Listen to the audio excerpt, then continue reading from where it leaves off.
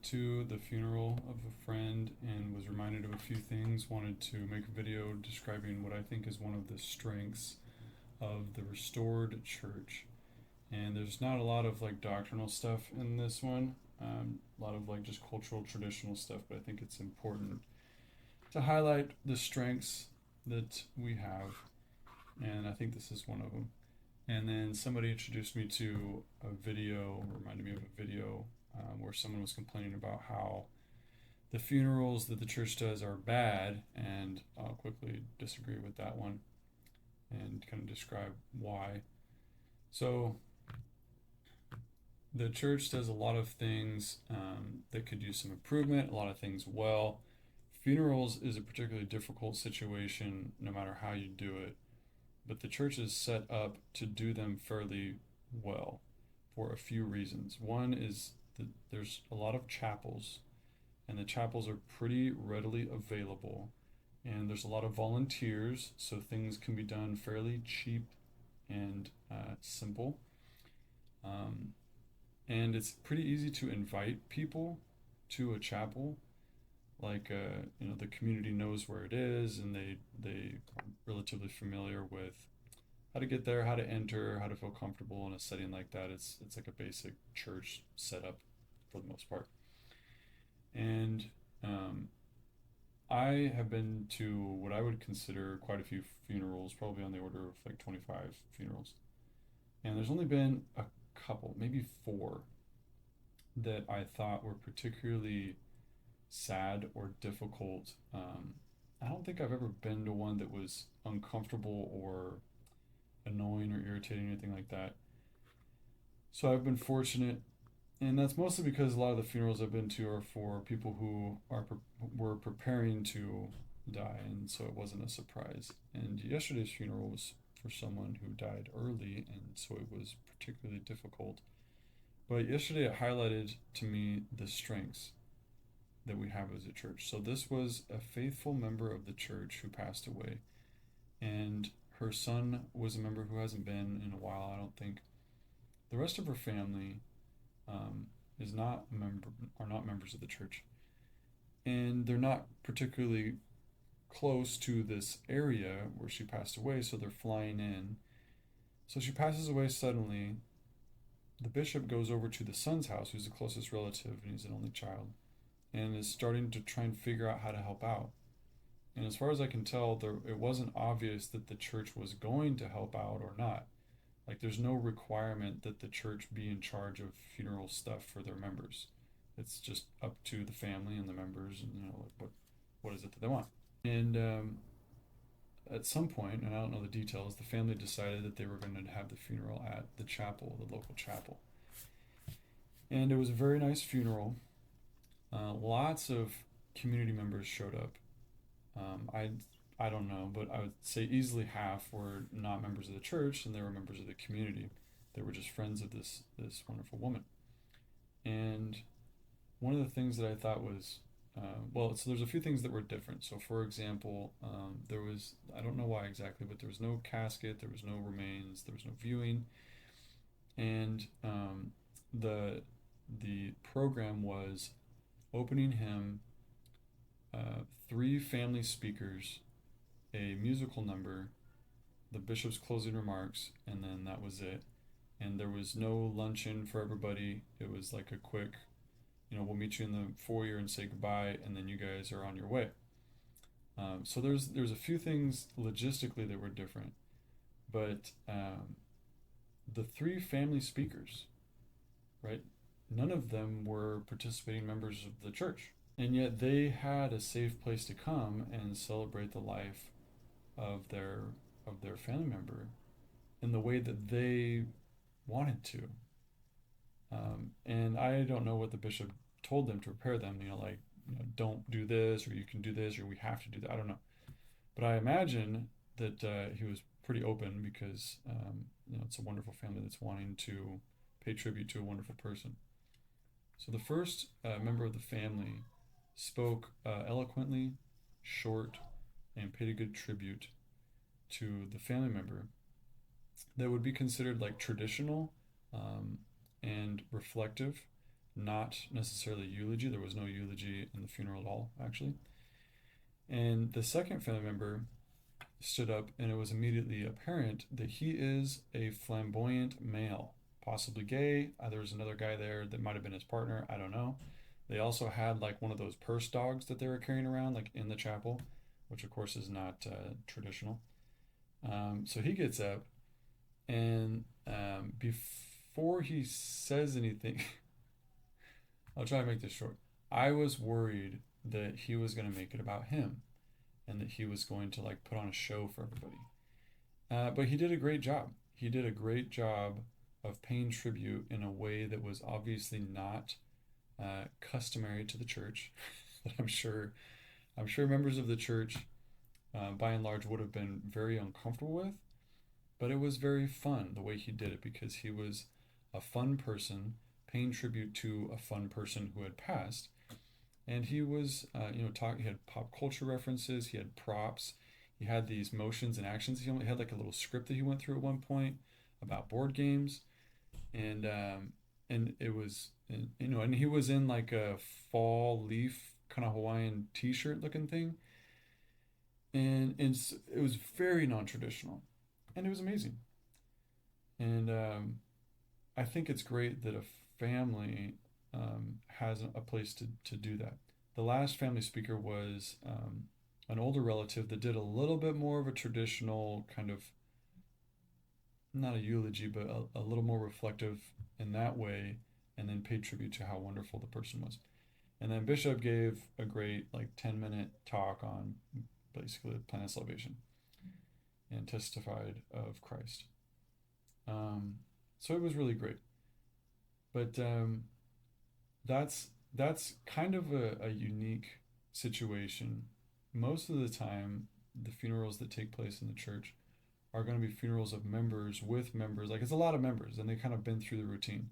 And we've been doing a lot of funerals lately in our area just because people are aging or passing away, whatever.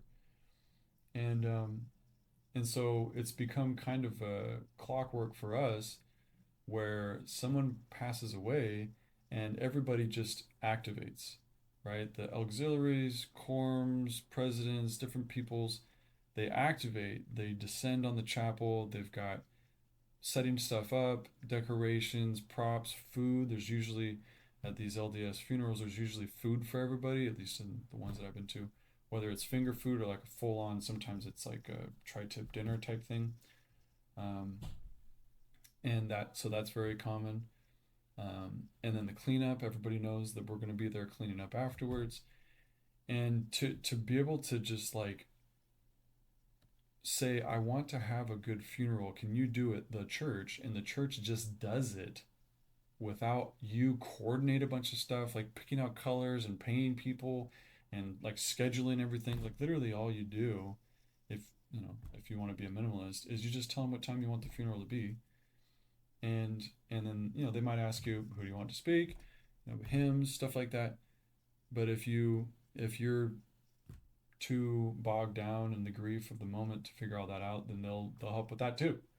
So it's just like this wonderful miracle that we have in the church that we don't realize we have, um, unless you've been close to people who have done it outside of the church. It's a pain. It is so miserable.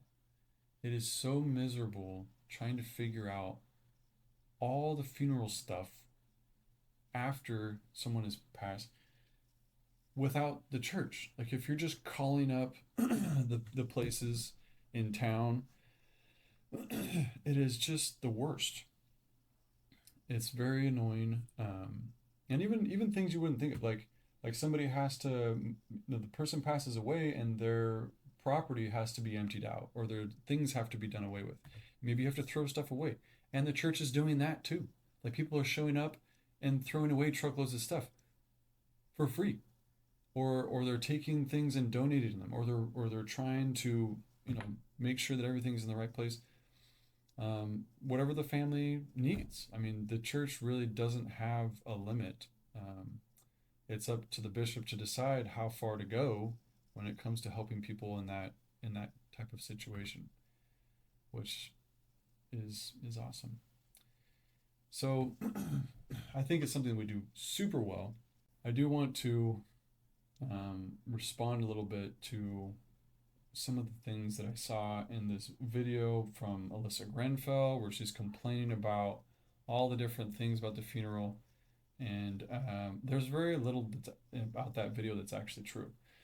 If you watch the video, she complains about a lot of stuff that does happen in a lot of funerals, but she poses it as if it's all required, as if you're going to get in trouble if you don't, as if you'll get excommunicated if you don't, as if you're not going to heaven if you don't. Like, it's so stupid. It's just the stupidest stuff because you take something that is already super normal and you frame it in a way as if it's weird, and it's just not weird. I've been to many funerals that are not part of the church, and everybody does this. This is every single culture. This is literally a religious. It's a secular thing. For example, in the restored gospel, we clothe people in their sacred clothing when they are buried. We've been doing that for thousands of years across hundreds of different cultures and religions, and all of a sudden that's supposed to be weird. Yeah. So props to you, Alyssa, for pointing out something that's completely normal and trying to make it weird. And there's a bunch of other stuff like you have to have the funeral this way, and you gotta say this, and you gotta do that. No, you can do it however you want. And the funeral yesterday was a perfect example of that. There is there is one requirement, as far as I know, and that is that if you're going to use a church building, you're required to have an ecclesiastical member of the church, like a bishop, give a spiritual message. Okay, so if that's like the big requirement, and we're holding you hostage to that requirement so that you can do it just don't do it in the church. If you don't want your funeral at the church, it doesn't have to be the church. Nobody requires it to be at the church. In fact, you don't have to be buried in those clothes. You don't have to be buried in those clothes to have a funeral at the church. You don't have to have a funeral at the church to be buried in those clothes. Like none of this is related to the other. So it's just sad to see somebody take something that we do extremely well and talk about how it's like theoretically damaging or something.